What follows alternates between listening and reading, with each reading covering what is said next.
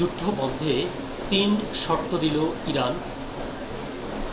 সুপ্রিয় দর্শকবৃন্দ, আসসালামু আলাইকুম ওয়া রাহমাতুল্লাহি ওয়া বারাকাতুহু। প্রীতি ও শুভেচ্ছা নেবেন, আশা করি সকলেই ভালো আছেন।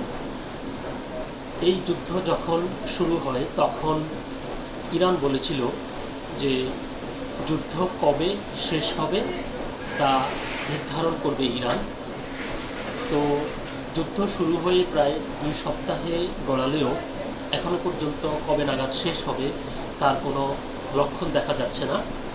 তো গতকালকে ইরানের প্রেসিডেন্ট বলেছেন যে এই যুদ্ধ বন্ধ করতে তাদের 3টি শর্ত রয়েছে। এই কথাটি তিনি বললেন, এর মাধ্যমে মূলত তিনি আগে যে কথা তারা বলেছিল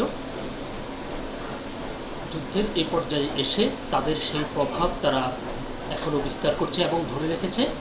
তো দৈনিক ইত্তেফাক পত্রিকায় যে প্রতিবেদনটি প্রকাশিত হয়েছে, চলুন দেখি সেখানে বিস্তারিত কি লিখেছে। মধ্যপ্রাচ্যে চলমান সংঘাত নিরসনের 3টি প্রধান শর্তের কথা জানিয়েছেন ইরানের প্রেসিডেন্ট মাসুদ পেজেশকিয়ান। বুধবার 11 মার্চ সামাজিক যোগাযোগ মাধ্যমে এক্সে দেওয়া এক পোস্টে তিনি বলেন, তেহরান এখনও আঞ্চলিক শান্তির প্রতি প্রতিশ্রুতিবদ্ধ, তবে যুদ্ধ বন্ধ করতে হলে ইরানের ন্যায্য অধিকারের স্বীকৃতি, যুদ্ধের ক্ষতিপূরণ প্রদান এবং ভবিষ্যতে আর কোনো হামলা না করার আন্তর্জাতিক নিশ্চয়তা দিতে হবে। গত 28 ফেব্রুয়ারি থেকে শুরু হওয়া এই সংঘাত বন্ধে বর্তমানে কূটনৈতিক তৎপরতা জোরদার হয়েছে। পোস্টে প্রেসিডেন্ট পেজেশকিয়ান জানান, তিনি এই বিষয়ে রাশিয়া ও পাকিস্তানের নেতাদের সঙ্গে কথা বলেছেন। ওই পোস্টে তিনি উল্লেখ করেন, বর্তমানে যুদ্ধ জায়নাবাদী শাসন ব্যবস্থা ও যুক্তরাষ্ট্রের উস্কানিতে শুরু হয়েছে। তিনি পরিষ্কারভাবে জানান, ইরানের বৈধ অধিকারকে সম্মান জানানো এবং ভবিষ্যতে আগ্রাসন বন্ধের শক্ত গ্যারান্টি থাকলেই কেবল শান্তি ফিরিয়ে আনা সম্ভব। রাশিয়া ও পাকিস্তানের নেতাদের সঙ্গে আলাপকালে পেজেশকিয়ান আরও পুনর্ব্যক্ত করেন যে ইরান শুরু থেকেই এই অঞ্চলে স্থিতিশীলতা বজায় রাখার পক্ষে ছিল, তবে বর্তমান সংকট নিরসনের একমাত্র উপায় হলো তার দেওয়া এই 3 শর্তের বাস্তবায়ন।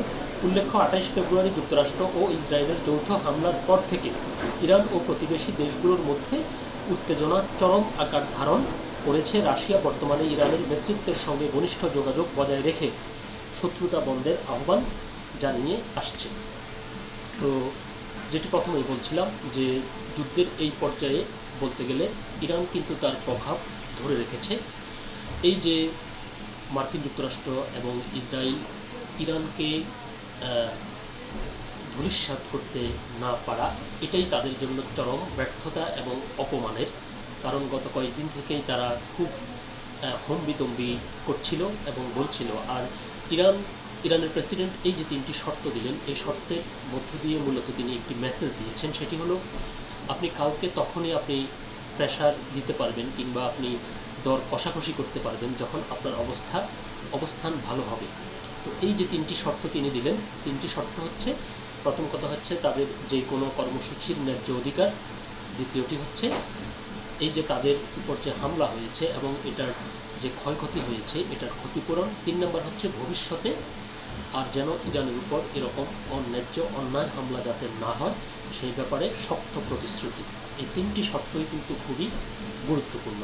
তো তার মানে হচ্ছে যে ইরান অবশ্যই তারা খুব ভালো অবস্থানে রয়েছে বিদায় তারা এই দর কষাকষির পর্যায়ে তারা রয়েছে এবং তারা এরকমভাবে পরিষ্কার প্রকাশ্যে তারা শর্ত আরোপ করার শক্তি অর্জন করেছে।